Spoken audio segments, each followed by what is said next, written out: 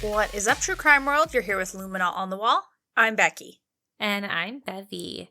And today, folks, we are reviewing the second part of the Darlie Routier case, which is largely about the trial. So we'll get into that in a little bit. But first, sister chat. Sister, my sister. How's it going, Yeah, Bev? girl. Good. I'm pretty good. Yeah? Glad to hear it. Yeah, I went out and bought a little tiny plant today. I got a big bin that says toys on it because Colson is quickly accumulating so many toys that this tiny little basket I had is just overflowing, and it was too much for me. Yeah, that's a good idea because last time I was there with Rocky, he was a little tempted with your abundance of baby toys. Yeah, with them just sticking out everywhere. Yes. I don't know if you guys know, but he has taken baby toys. He's snuck upstairs to Colson's room before, literally taken one of his toys, and all of a sudden he's downstairs and we hear a squeaking, and one of Colson's squeaky toys wah, wah, wah, in his mouth. It's oh my God, no. Oh no. Yeah, he's a toy thief, that's for sure. He loves all squeaky things and all fluffy toys. And like as you guys all know, he loves balls. Yes. Can't forget that. Yeah, so anything in that shape with the sound, any fuzzies, he will take. He's a playful pup. Yeah, but he does give them up pretty easily on the plus side. He's very respectful, but if he can get away with it, he will. 100%. Yeah, it's so cute. So hopefully this little container will help with that. Yes, good idea, Bev. Anyways, Beck, how was your day? Yeah, my day was good. I just pretty much worked. But it's a short week, so we can't complain because for us here in Canada, we just had Labor Day. True that. You know, September, it's almost like the new year. School's starting back up, traffic's bonkers again. Mm-hmm. You know, the roads are busy and yeah. So I'm happy that you saying this feels so distant in my reality right now. Because I'm at home all the time. I'm not driving to work. I'm not experiencing the road rage of stupid fucking drivers on Stony Trail. I'm chilling.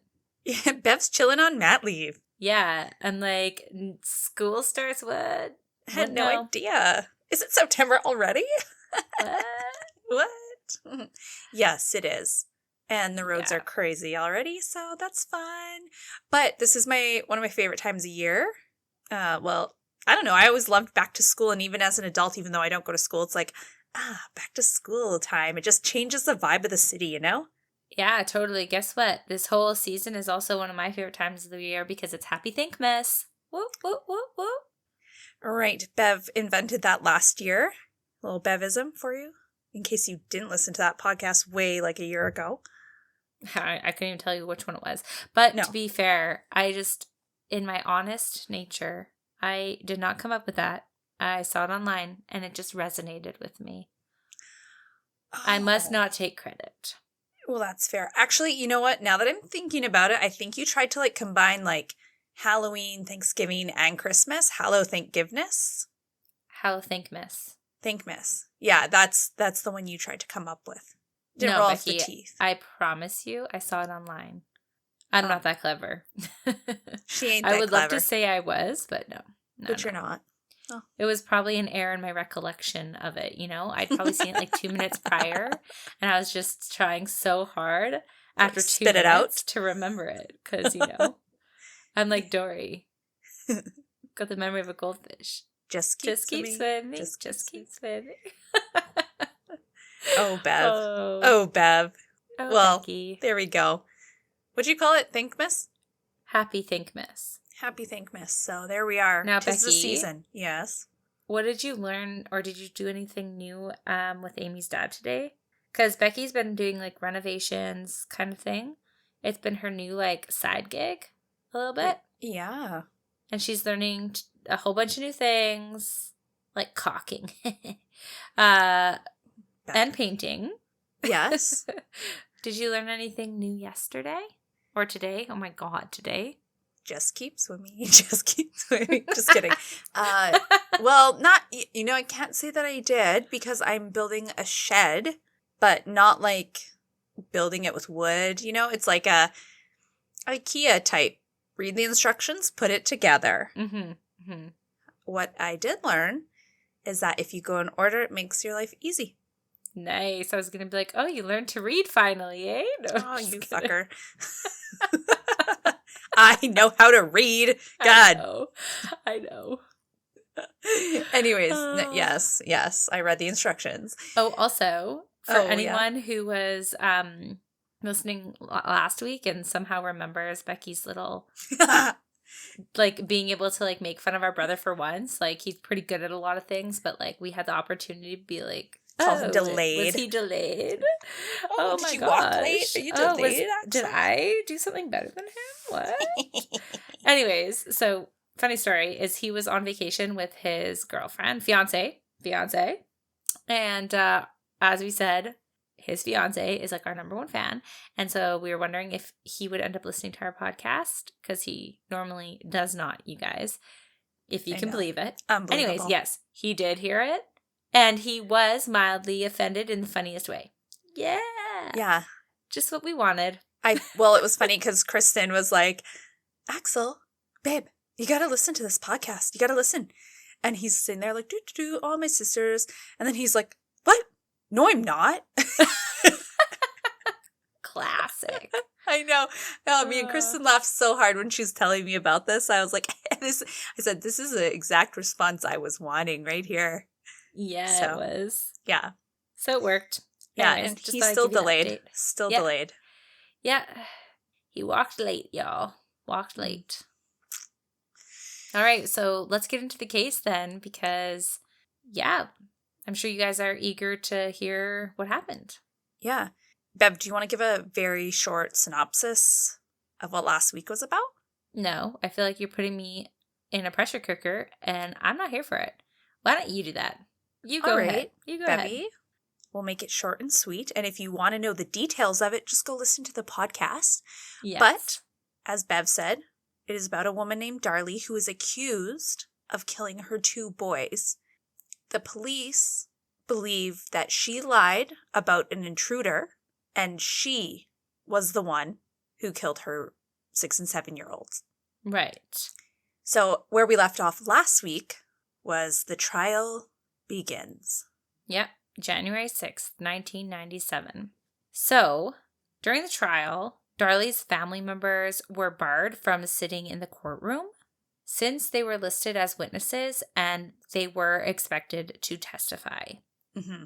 That being said, one of Darren's relatives, his Aunt Sandy, was not on the witness list and managed to remain in the gallery, making her one of the few family members that was actually able to observe the entire proceedings. So, kind of interesting. Mm-hmm. Now, in Darlie's trial, the prosecution's theory was very clear. They believed that Darlie Routier had staged this elaborate crime scene to cover up the murder of her sons, likely for insurance money. After all, they said the family was behind on mortgage payments and did have credit card debt. Lead prosecutor Greg Davis, who had helped investigate, even went as far to tell jurors that Darlie was a calculating mother who had selfishly murdered her children.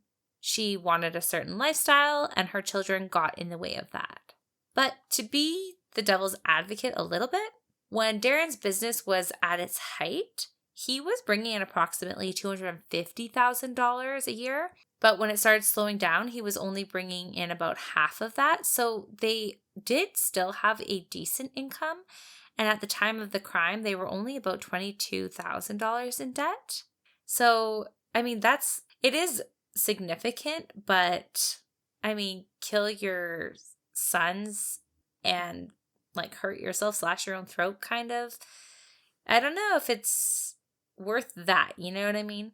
Yeah, like in the grand scheme of things, $22,000 is not a lot of debt.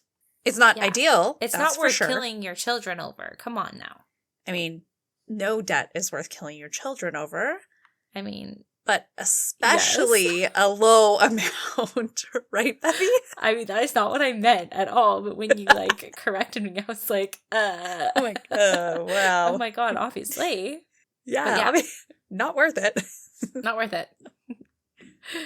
So the prosecutor noted Damon and Devin each had a $5,000 life insurance policy, and they explained that Darlie wanted that money, a whole whopping 10 grand.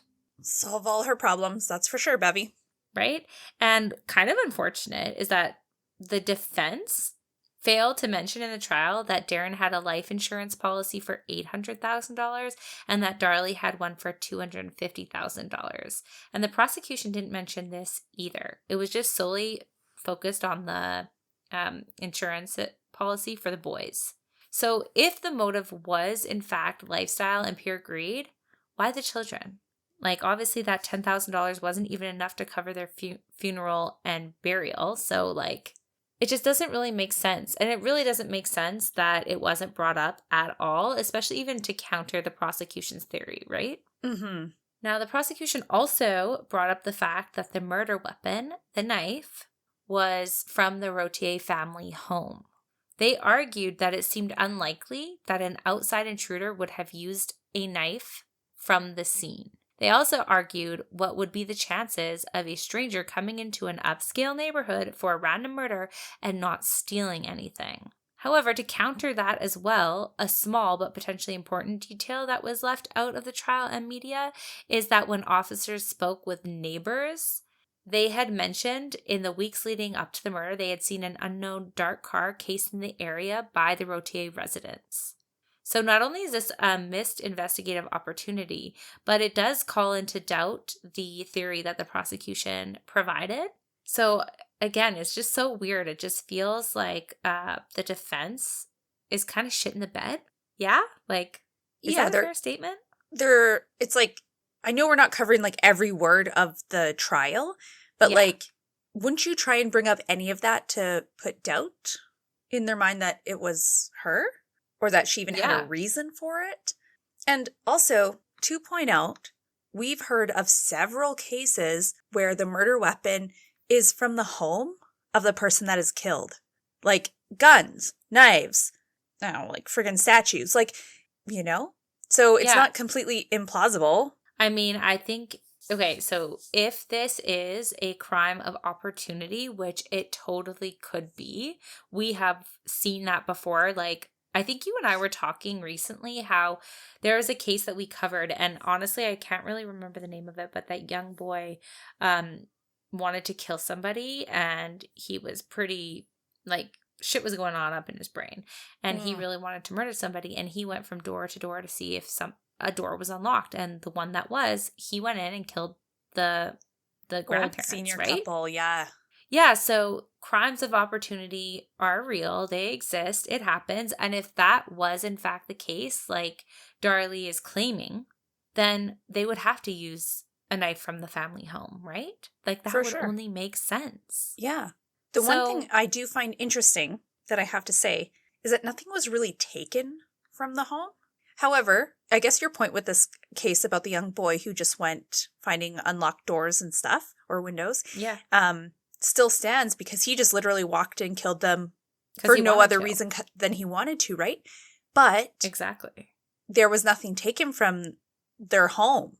So it does seem like a really weird circumstance. So I can see how investigators are like, something's not adding up, because typically, wouldn't you think that it would be a crime of thievery and maybe they were there and didn't expect him? Like, that makes sense to me. But nothing was taken, and there was tons of jewelry just sitting on the counter. I totally understand, but I mean, if you were going into a home like that with the intentions to steal because it is an upscale like place, then you would steal something. You would do that. You wouldn't murder people. So I would think that the motive, even if it was a crime of opportunity, would be to actually harm people in the home. Therefore, it would make actually more sense to me that nothing was stolen, if that makes sense. But, you know, listen, I could be wrong. Who knows? The investigators could be wrong. Like, it is a weird scenario no matter which way you come at it, right? Yeah, and not looking into the dark car that was canvassing the area is a missed investigative opportunity for sure. Mm-hmm. There were also debates about Darlie's injuries in the trial. The prosecution brought the Dallas Medical Examiner up to testify, and he said that Darlie's wounds were superficial, meaning not deep, and seemed like they could have been self-inflicted. He believed that if there was a murderer there, that the murderer would have stabbed Darlie instead of slitting her throat. Now, the only thing I do have to say is that is a pretty weird assumption to make. I have to say that. Like, oh, obviously if he stabbed those boys, he would have stabbed you instead of slitting your throat. Like, you cannot assume that. That's just the silliest assumption. Like, you're pretending like you know what a murderer would do in the heat of a moment. Like, that's stupid. I'm sorry. I hate that.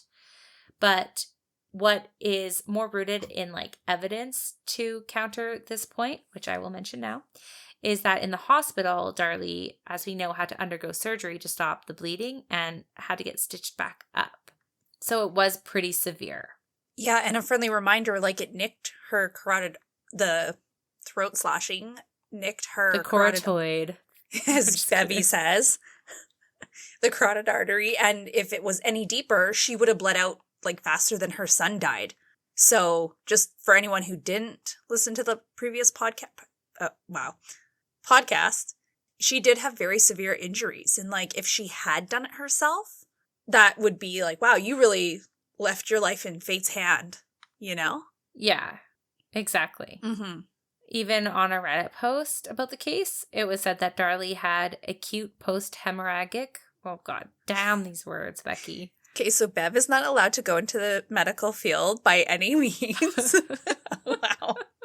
Try it again, girl. Can you just say it? No, I refuse. Okay, just one more time and then I'll say it if you fuck it up. I don't want to embarrass myself. Do it again. You already did. Do it again. Becky, your grin right now is so disgusting, okay? I literally told you how to say it before we started. Carry on. Post-hemorrhagic? Yeah, stop not laughing. What you just said. Say it. You just say it. No, hemorrhagic anemia. Okay, which means that she lost a lot of blood, basically. Yeah. And this post on Reddit had said she lost about 2 liters of blood, which is about half of a person's blood in their body. And that's life-threatening. Yep. People have died from losing that much blood. So the fact that she didn't is pretty shocking. Yeah. I will say, though, that it still could have been self-inflicted because we don't know her motive for, if it was self-inflicted, for actually doing that to herself. So it could have been that she did want to commit suicide in that moment. So it's hard to say if it was self-inflicted or not. I think the best evidence to counter that, though, is the fact that it was just so deep and she did have to get stitches and like all of that. It would be hard to really do that to yourself, I would think. For sure. And I believe we talked about it in the first episode of this case, that her injury was going in the opposite direction that she would have used it if she had done it, like using her dominant hand. Yeah. And so the likelihood that she was like, you know what, I'm going to take my life into my own hands with my opposite hand with less control. Yeah. And just, see what happens seems unlikely. It's not completely impossible, but like, it's just not what people do, Yeah. Typically. Absolutely. I think that's a really fair point. Mm-hmm. Mm-hmm. So the prosecution also brought in a blood spatter expert who demonstrated how blood found on the back of Darlie's shirt was due to cast-off patterns from her kneeling over her boys and stabbing them. What is concerning about that blood evidence was that there was a possible issue with cross-contamination of Darlie, Damon, and Devin's clothing. So Officer Main had testified that he had picked up 2 paper sacks from the fire station that had Darlie's, Damon's, and Devin's clothing in it. And when the bags were opened, one held blue jeans and underwear, the other had Darlie's nightshirt in it. But the transcripts of the trial never reveal which bag contained the shirt Damon was wearing when he was killed. Was it with the jeans or with Darlie's nightshirt?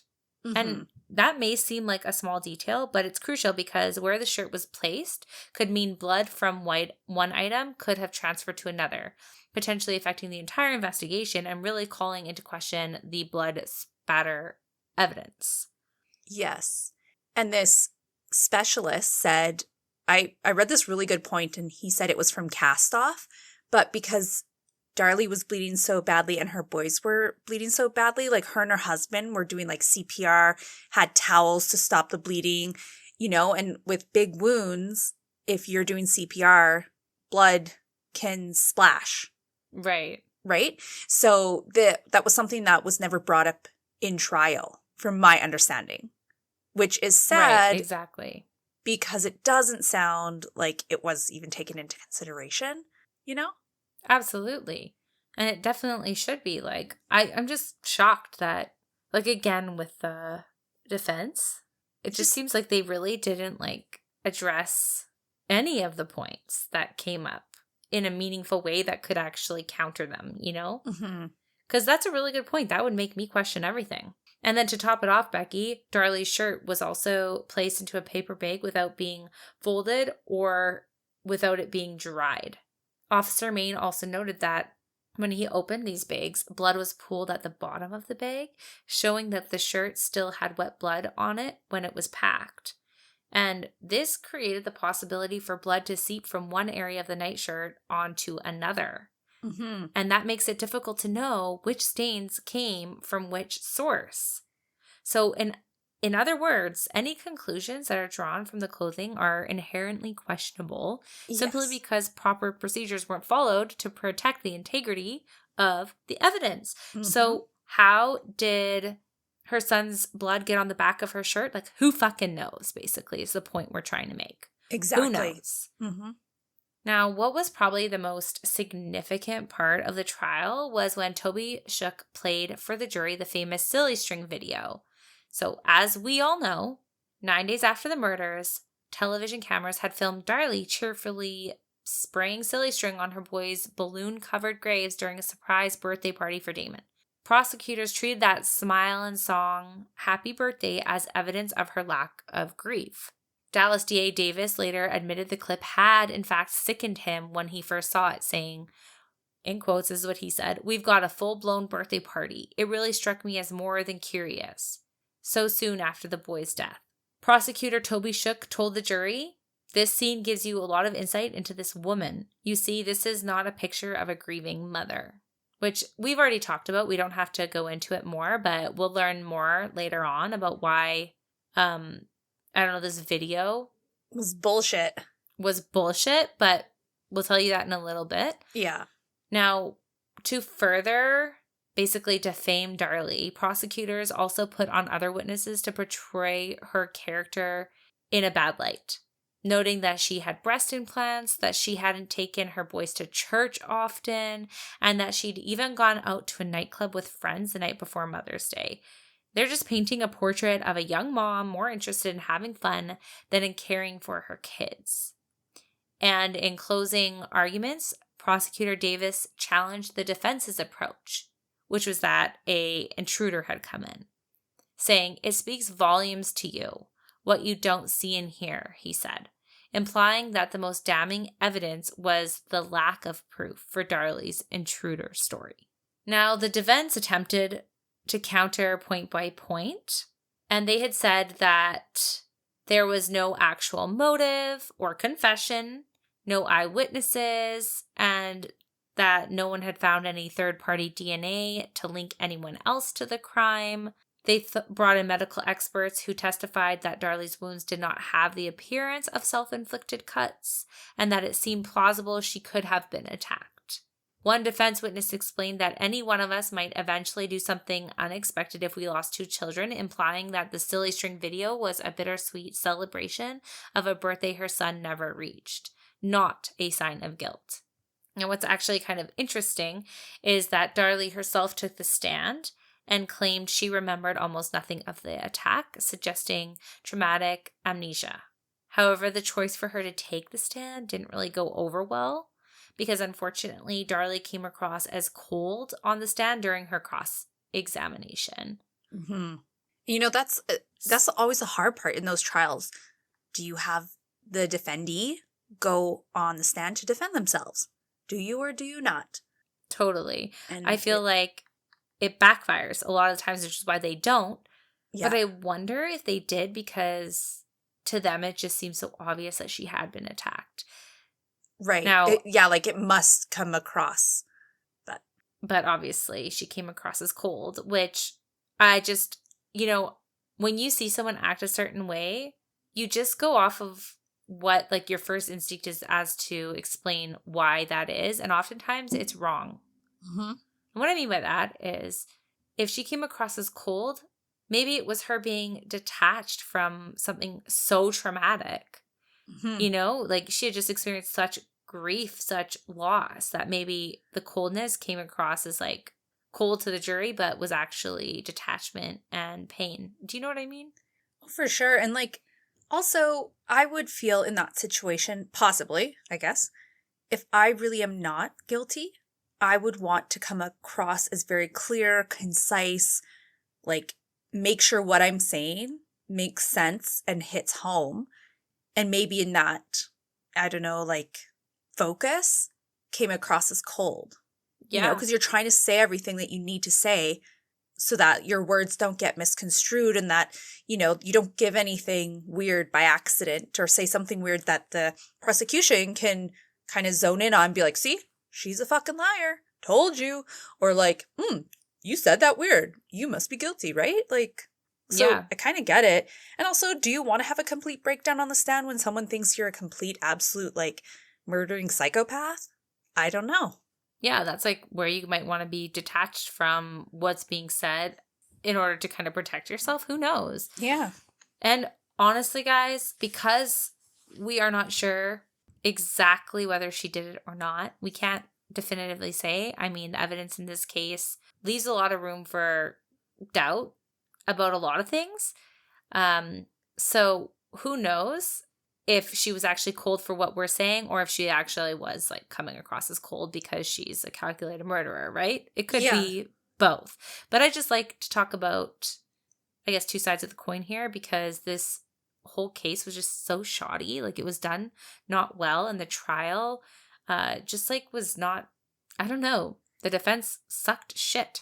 So yeah, even the investigation, the defense, she kind of got like the short end of the stick because everyone kind of just seemed to do everything like half-assed, right? yeah. Which so it's isn't fun fair. to bring up the points that they might have missed, right? Yep. Or got right. Now, in this trial, there was one piece of evidence that troubled both sides, the prosecution and the defense during the trial. And this is the kitchen bread knife. So, Becky, tell us a little bit about this kitchen bread knife. All right. So, was it the murder weapon? Was it totally different? Like, what was it all about? It's a different knife, but it was also from the home. And they found fibers on it. And the prosecution and police said these fibers match the screen that was cut in the garage. Right. So they found this knife where? In the kitchen. Okay, so they're just doing their whole like... Yeah, they're just testing everything. Analyzing the scene. Yeah. Right. So they find this knife with fibers on it that supposedly match the screen that was cut. Yeah, or they're very similar. Or they're very similar. Yeah. So prosecutors ended up using this to claim that Darlie had used it to cut the garage screen to stage an escape route. Yes. But... because if it came from inside the home, how could it be an outside intruder, right? Yeah, like you would argue that 100% it would not be an outside intruder. It had to be someone from the inside, right? Yeah, and to your point, Becky, the testing revealed fiberglass fibers on the knife that resembled the screen's material, but unfortunately, no testing was ever done to directly compare the fibers to the actual screen. So this made the knife, or the kitchen bread knife, a double-edged piece of evidence. To the prosecution, it seems to support their theory of staging, but the lack of definitive testing left room for doubt. Yes. And to the defense, the knife fibers could be argued as inconclusive or meaningless, making it a point they could use to challenge the integrity of the evidence. Exactly. Sorry, I just kind of cut you off. Did you have anything else to add? No, I think you're good. I think we're good. Because we will talk about this a little bit more, so I don't want to spoil it for now, but I have lots to say about this goddamn knife, but not yet. Fair. Yeah. Totally fair. Okay, so with the knife fibers, the blood, and the clothing all shrouded in quite a bit of uncertainty, the jurors were left to wrestle with the case on their own behind closed doors. And the deliberations lasted roughly 9 hours, and during that time, the jury had asked to see the silly string video 9 times. And eventually, the 12-person jury returned on February 1st of 1997, and they convicted Darlie Routier of capital murder and the death of her son Damon, who was 5. Days later, the same jury sentenced Darlie to death. Darlie sat stoic as the verdict was read. Darren wept openly in the gallery outside. Darlie's supporters were devastated. Her sister shouted at the prosecutors, saying, "They're all lying. Greg Davis is a killer." The prosecutor, Greg Davis, remained unflinching. He told the press that after the family's suffering, there was only one person to blame, and that was Darlie Routier. After Darlie was sentenced to death, she was taken to the Texas Department of Corrections. They believed she was considered a suicide risk and was escorted to the facility in a white paper gown. Now, after her trial, her family ultimately ended up running out of money to pay their lawyer. And he ultimately dropped them and had them sign a document stating that whatever money they made going forward would go to their large legal bill. And which I find like kind of funny. Sorry, Bev. Sorry, I cut you off while we started talking at the same time. But I just... that makes me so angry because I feel like he just really did a shitty job. And there were so many avenues to look at. And he just like was like, as I said, paid. He shit. Yeah. But he's still like, everyone still has to pay. Like Darlie's family, like her parents sold their home. Like they did everything they could to pay him. You know, like they went broke doing it. Yeah. And then he's like, and any of your future monies made, just send that right to me. I accept check. Check. You know, if it was nowadays, he'd be like, I would even accept cold. Totally, right? Like he's just doing it because it's his job, not because he cares. Is how it feels. Yeah. It does feel that way. I mean, a service rendered is a service paid, right? I mean, at the same time. But yeah, it just does feel really cold, doesn't it? Yeah, totally. So after he ditches them, Darlie was appointed a court representative named Stephen Cooper, who noticed while reviewing the court transcripts of the trial that there had been about 30,000 mistakes, and some of them were completely changing the narrative. So as soon as he saw this, he appealed the case. When the court transcriptionist was questioned, she pleaded the fifth. I mean, what's so wrong? I mean, like, that's a pretty big script, 30,000 mistakes. Yeah. Like, did you just, like, lie on your resume? You were not a transcriptionist? Exactly. Like, oh, my God. Yeah. She's like, oh, fuck. They're going to figure it all out. She's like, my bad. But, like, at that point, just, like, admit. Be like, oh, I don't even know what happened. Yeah, I mean, pleading the fifth. I mean, everyone who pleads the fifth sounds guilty as hell. Yeah. She's probably we like, all know I plead the fifth. I don't have to answer any more questions. They don't have to dive into my shittiness. Hopefully, it'll just... I don't want to implicate myself. Yeah, she's like, hopefully it will just all go away. But 30,000 mistakes is a lot. Mm-hmm. And Darlie's new lawyer felt these grave mistakes were grounds for a new trial. Yeah, no doubt. Preferably in a courtroom away from Kerrville. Darlie life in prison if she admitted to killing her boys, but Darlie refused. So a hearing was scheduled. But hours before the hearing, the judge denied Darlie's motion. People were outraged because this type of mistake should have resulted in a retrial. Mm-hmm. Now, doesn't it say a lot when, like, I don't know, you get offered life in prison, you're not on death row anymore. If you just admit to killing your boys, it really doesn't, I don't know, it's just like that she refused to do so. I honestly, like, you could see it from two different perspectives. Her refusal could mean that she refuses to admit to something that she knows she didn't do, and her sons mean the world to her, so she's never going to admit to killing them, plain and simple.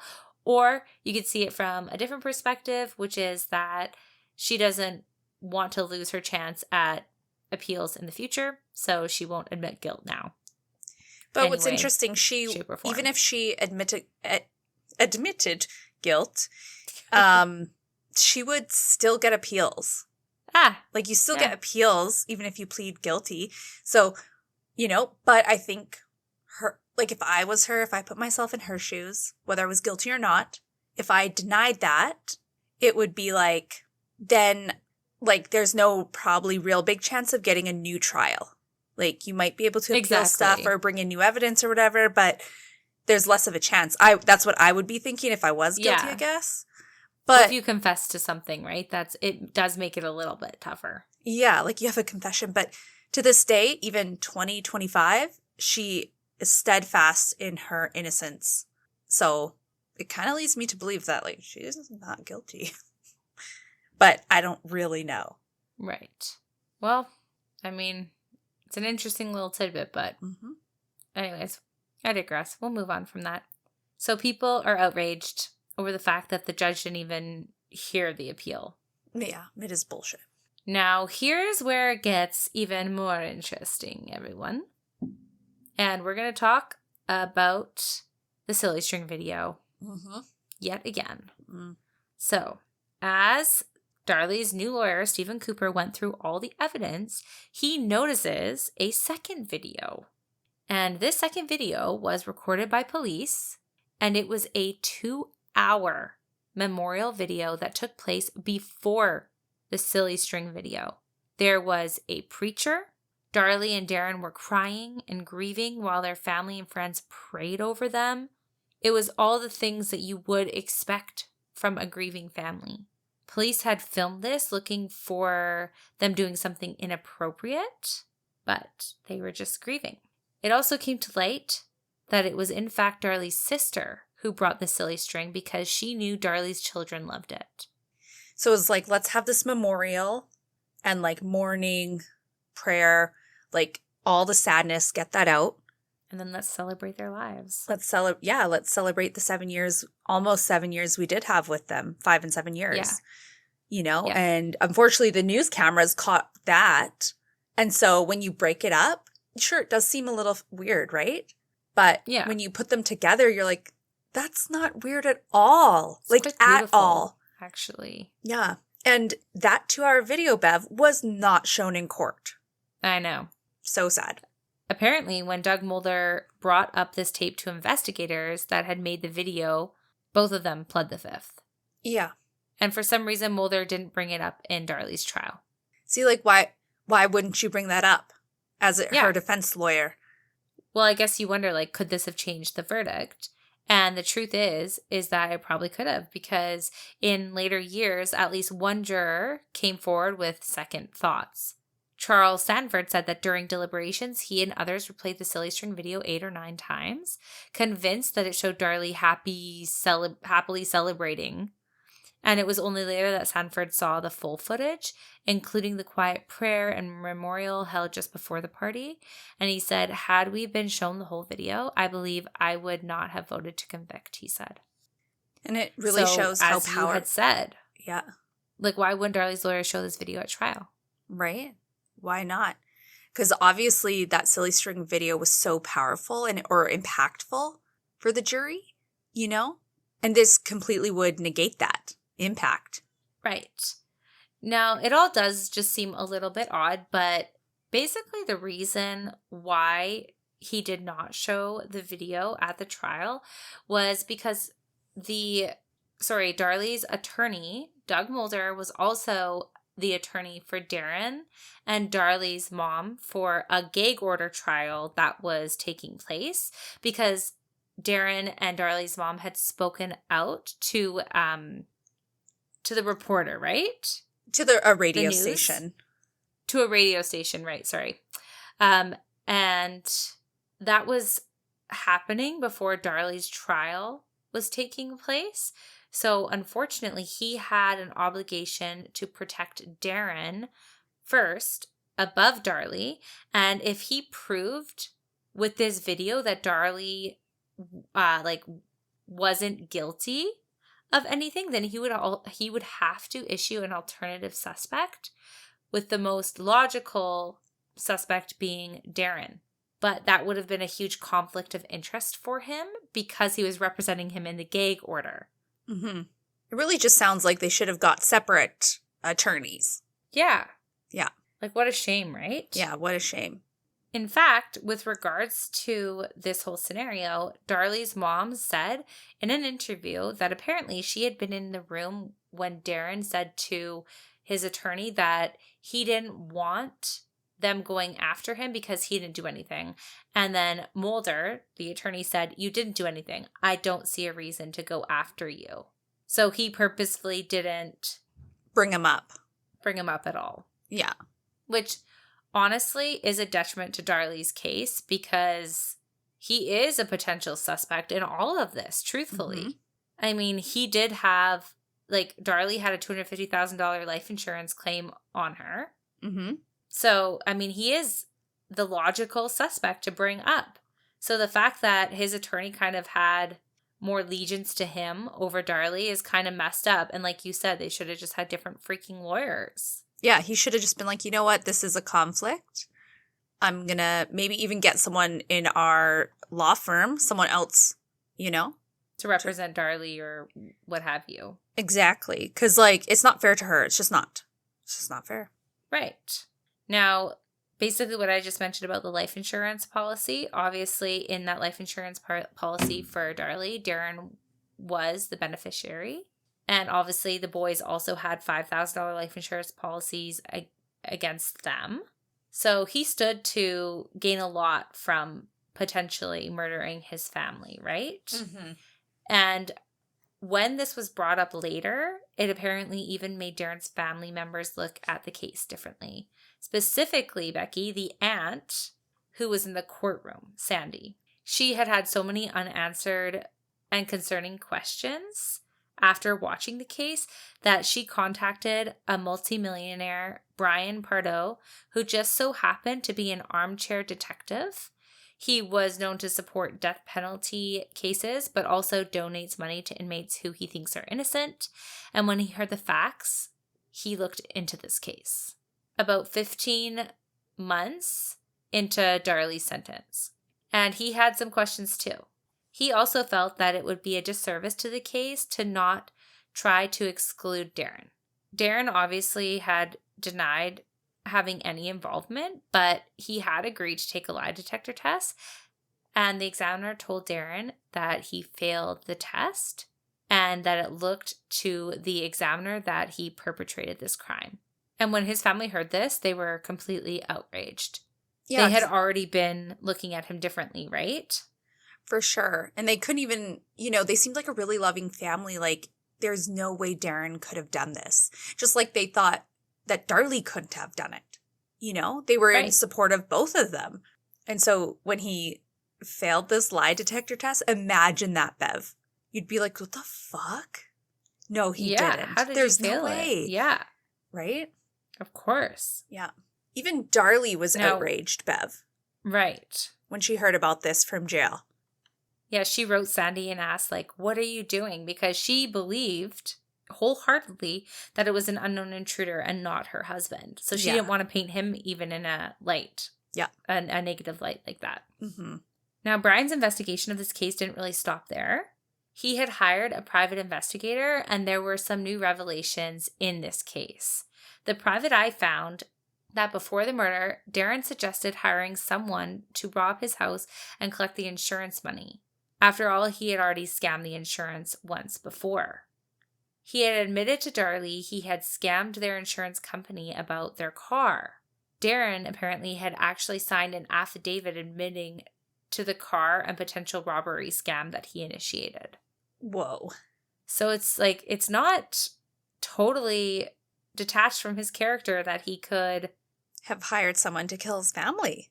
Yeah. I mean, it is a far stretch from, insurance fraud. Insurance fraud to murder. But the truth is, if someone thinks that deviantly, after that, if that didn't necessarily work, then what's the next step that might actually work? Maybe he was the one feeling the weight of the money troubles and not Darlie, Yeah, right? Maybe it is his business that's kind of failing. Right? A lot of people depended on him. Yeah. What if he got rid of the dependents? Uh-oh. And made some cash at the same time to kind of change his financial future, right? So, that does, I don't know. It makes the motive for him a little bit more enticing. Yeah. And also, I think it shows that if this guy who's some armchair detective if he can hire a private eye to figure this out, how did the cops and investigators of the murder case not look into him at all? Because if they had, they would have found that out and be like, hey, could he have done it? And maybe, well, I don't really know where it would have taken them in regards to like evidence and stuff, because they did such a shitty job on it anyways, that like, who knows? But it's like his character would seem that he's more likely than his wife. That's exactly correct, Becky. And then when you really think about his attorney and Darlie's attorney and how he was kind of in cahoots with Darren and didn't want to name him as a suspect, like, could he have potentially found this out and just not brought it to light in trial purposefully to protect Darren? Maybe. So was he really looking after Darlie's best interests? Probably not. You know? I mean, we're getting a little away, like ahead of ourselves, I guess. We're running away with it, as it were. But it is interesting to think about. Like, damn. So when Darlie is informed of these revelations, she was hurt and she felt very betrayed. And of course, it doesn't prove anything in regards to the murders, but it did leave Stephen Cooper and Brian with a lot of questions. Exactly. As it does with us, right? Like, obviously. Yeah, with a major one, did he kill his family? Yeah. Now, obviously, we don't want to, like, Darren is still alive and well, living his life, you know? So we don't want to, like, make anyone think that we actually think that he killed his family. Right. But what, like I said before, what this really shows is how terrible of a job the investigators really did into looking into all avenues and all potential suspects. And I think that is what is very tragic about this case. Yeah, it's just tragic that Darlie's sitting in prison when there was the potential for, I don't know, like, her to be innocent. Mm-hmm. Like, that's what sucks. Exactly. Because obviously, him, like, creating fraud, insurance fraud, does not mean he committed murders. Like, as we said, it was kind of a far jump. But, again, you got to look at all angles here. Yeah. Now, Stephen Cooper also felt that Darlie's original defense team hadn't fended off the circumstantial evidence that was thrown towards Darlie. He believed that they did not even attempt to use any forensic testing to disprove any of her involvement. And the fiber evidence that was basically founded on, like, bullshit was the strongest evidence for the prosecution. But they didn't really do any specific testing on it. Exactly. So, again, we're just showing how crappy her defense was, really. Okay, so Bev, do you remember when I talked about the bread knife and the fiber that the police thought was of the screen material? Yes. Okay, so there is some issues with that according to Cooper. Right. This is what you said was interesting about this. Yes. So he said the knife had been dusted for fingerprints, which makes sense, and that's correct. But the brush used for dusting made Cooper question the validity of the fibers found because he had gathered experts who tested 7 random dusting brushes, and 4 of them had the same fibers and chemical consistency in appearance as the one fiber that was found on the bread knife. Jeez. So was the fiber from the screen, or could it have just been from the fiberglass dust used to look for fingerprints? Or like the brush that they used to put it on there? Exactly. So it calls into question like the whole, the prosecution's whole theory there. Well, exactly. Like, had someone actually cut the thing and had a separate knife, or was it from that bread knife? That's what they don't know, because there was no testing done that actually compared the screen fibers to this fiberglass fiber found on the bread knife. Yeah. So they aren't even 100% sure. It just looked similar.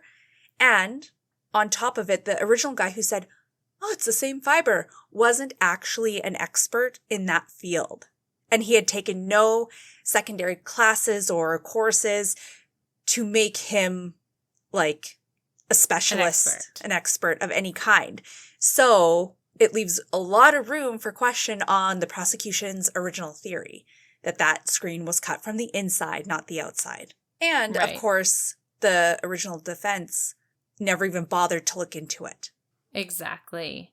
And it's a shame because in the prosecution's closing arguments, they said that there was nothing contradicting any of their evidence. And if the defense did put up experts to contradict or raise questions about the prosecution's evidence, maybe the jury would believe something totally different and would think, oh, what is that prosecution saying? There's nothing to contradict it. Like it wouldn't even make sense for the prosecution to be able to say that with such certainty. So it definitely sucks. Oh, yeah, for sure. Now, something that is even more shocking is that Cooper and his team also learned that the police had actually found 3 fingerprints at the scene, and they were marked as unidentified. And in order to find out who they belonged to, they had to rule out the family's prints, and police failed to collect Devin and Damon's fingerprints before they were buried. So were these fingerprints the boys or from some unknown assailant, like the defense was claiming? Right. Because they did have Darren and Darlie's fingerprints. Right, exactly. So they needed to rule out the family members, obviously, because the crime took place in their family home. So because of this, the boys were actually exhumed 3 years later to get their prints.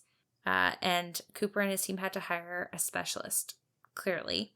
Now, what was really unfortunate is that basically the vault in which the boys were buried flooded and ruined any opportunity to get prints. So Cooper's hands were kind of tied. There was not much he could do.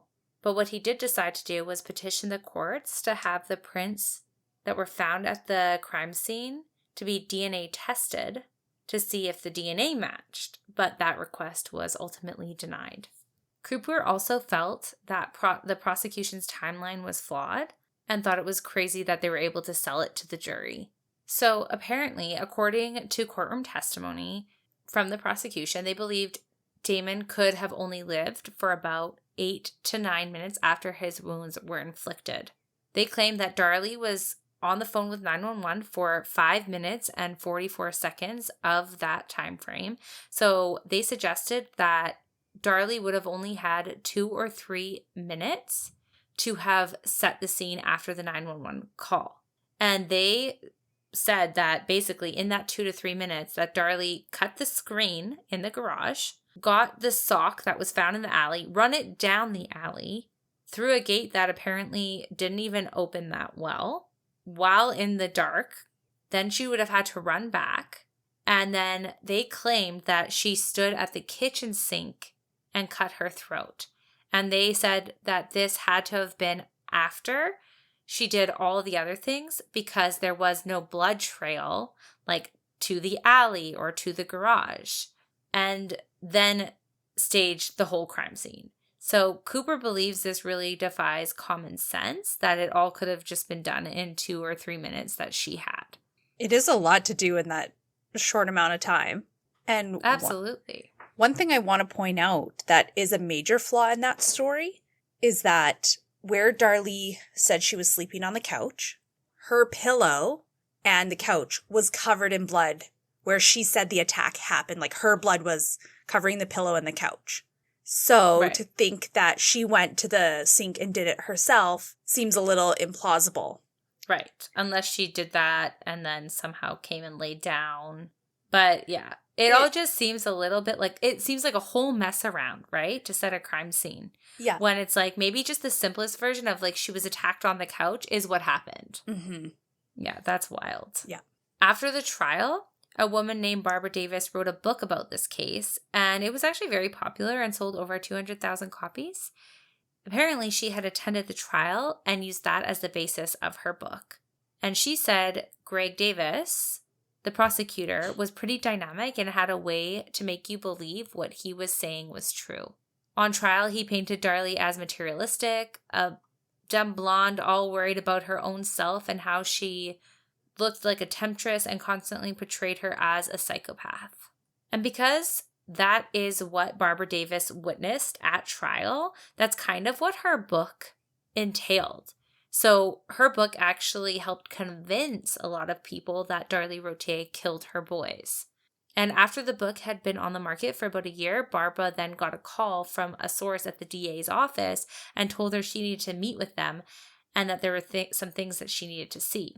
This source apparently showed Barbara evidence she had not seen, not even in the trial, that photos had been taken out of sequence. Major evidence was picked up and moved around. She had seen photos of stuff in one pic and then in a different spot. Things were in a different spot in another. She said that evidence clearly contradicted that there was any evidence of staging the scene. She also learned of the prayer vigil before the silly string video. She also saw photos of Darlie and that her throat was cut opposite of where her dominant hand would have done it. And she also saw that Darlie's arms were black and blue. Like, how could she have even done that?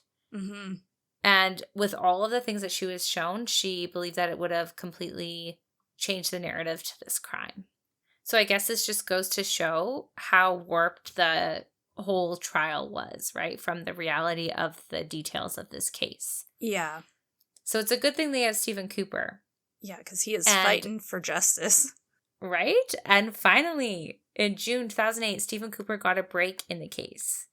The Texas Court of Criminal Appeals granted DNA testing for one of the fingerprints that was found at the scene that did not belong to Darren or Darlie. And as of now, it still has yet to be tested for DNA. So they have no answers yet. So cross our fingers that in time, this will provide more definitive answers to this case and give us all like the satisfaction of kind of, I don't know, knowing that this investigation is, at least someone is trying to do it properly. Now, throughout Darlie's incarceration, Darren has supported Darlie despite divorcing her in 2011. He apparently regularly brought their son Drake to see her in prison. But because she is on death row, she has never got to hug her son. And in 2013, Drake was diagnosed with acute lymphocytic. You did it. Yes, Bevy. Leukemia. Yeah, you go, girl. Yes. I'm happy I pronounced that right, but she's on her way to being a doctor. Oh my gosh, I get one right. You're like, ooh, thank you. Just call me Dr. Bevy Day. Okay. Hey, I'm leaning into it. It felt good for a second. Yeah. But what's sad is that her son was diagnosed with leukemia. Mm-hmm. And apparently he called and told his mom, and it was just heartbreaking for all of them. And from the sources on the internet that you found, he's in remission and he's doing well, apparently. So that's at least good. Yeah.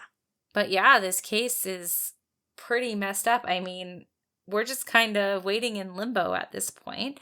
And I do have to say, like, with Darren going to see Darlie in prison and bringing their son to see her, I don't know. You know, it does make me believe that even though we kind of expressed that he should have been looked into as a suspect at the very least, it kind of does make me think that they're both innocent and that something terrible happened to this family and that a stranger really did come into their home and do something unspeakable to Darlie and her sons. Like, that's, I don't know, that's just what it seems, because why else would he want a relationship with her if he, like, do you know what I mean? Oh, yeah, for sure. I actually watched an interview with him and he spoke about his mom. And him and his dad are like so supportive of her, and he loves his mom so much. Like, they're super close, you know, as close as they can be. Right. In the circumstance. And you often don't hear of that in like these murder death row cases. Right. So it does seem really weird, right? Yeah. Even like Darren, like if he was the one who had done it, like let's just speculate. Mm-hmm. I would think that if Darlie was in prison for the rest of her life for something like he potentially would have done, that the guilt would be overwhelming and he would want to distance himself from that. So that's why I think of his innocence. And yeah, I just believe in Darlie's basically because of how beaten she was, truly. Oh, yeah. Like, there's no way, I don't think she could have done that to herself. So I just truly believe it was someone that came in crime of opportunity as you were with someone with a sick mind. But that's just my take on it. Yeah. The second we find out, we'll be saying DNA something. That was. Oh yeah, 100%. We'll do a little follow-up video. Yeah. Or podcast about it. The sad thing is that I was like trying to figure out, has there been any updates? Like, that was 2008. That was so long ago. Like, why hasn't anything happened? And I thought that was kind of crap. But the only thing that I read about it as to why they haven't done any DNA testing is, one, they have current crimes that they're working on, so there's, I guess, a backlog. But also, it seemed, and I could be wrong, because this is, I read it, so who knows, but it sounded like it's getting caught up between like a federal and more of like civil level court and the testing. So it's been approved, but then it got like passed over.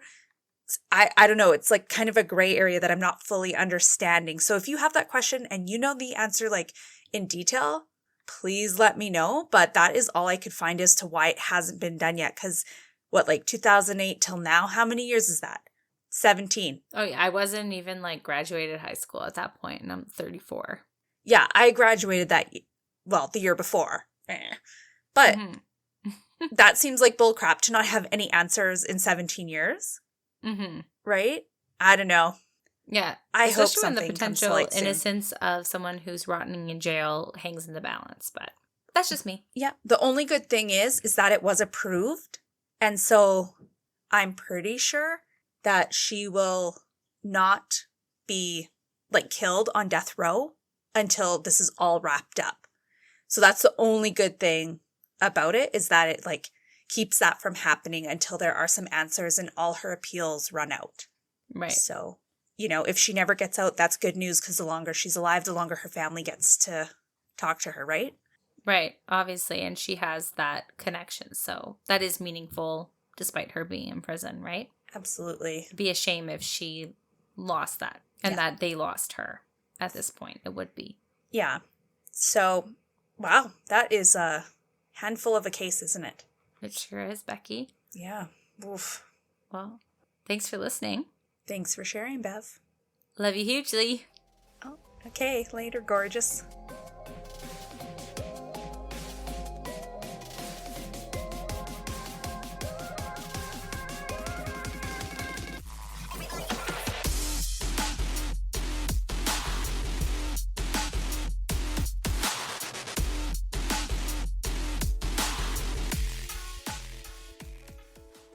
And just your weekly reminder to download our weekly episodes, follow us on Spotify or Apple Music or whatever streaming platform you listen to us on, and give us a follow on our social medias. You can find us at Luminol on the Wall. Can't wait till next week.